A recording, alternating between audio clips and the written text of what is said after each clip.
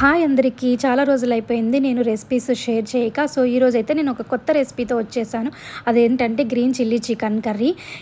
కడాయి పెట్టుకొని దాంట్లోకి కావాల్సినంత నూనె వేసుకున్న తర్వాత 2 ఆనియన్స్ వేసేసుకున్నాను. కట్ చేసుకొని చిన్నగా కట్ చేసుకోవాలి. తర్వాత 1 కేజీ చికెన్ వేసి పసుపు వేసి ఇంకా లిడ్ పెట్టేశాను. బాగా అందులో వాటర్లో ఉడికిన తర్వాత నేనైతే ఈ మసాలా అయితే వేస్తున్నాను. ఇది అల్లం వెల్లుల్లి పేస్టు, ఇంకా కొత్తిమీర వేసుకున్న పేస్టు, ఇంకా పుదీనా కూడా వేశాను అందులో గ్రీన్గా కనిపించడానికి. ఇంకా ఇక్కడ వేస్తున్న మసాలాలు వచ్చి pepper powder, green chilli powder, పచ్చిమిరపకాయలు ఇలా చాప్ చేసి వేసుకున్నాను. ఇంకా ధనియాల పొడి, గరం మసాలా కూడా వేసుకున్నాను. ఇది బాగా మనము కలుపుకున్న తర్వాత కొంచెం సాల్ట్ వేసి ఇంకా లిడ్ పెట్టేశాను. చూడండి ఎంత బాగా కర్రీ అనేది దగ్గరకు వచ్చేసిందో. ఇలా బాగా దగ్గరకు వచ్చిన తర్వాత చికెన్ మసాలా వేసేసి ఇంకా నేనైతే దీన్ని వైట్ రైస్లో అయితే సర్వ్ చేసుకున్నాను. చపాతీలో కూడా బాగుంటుంది. Okay, bye, enjoy.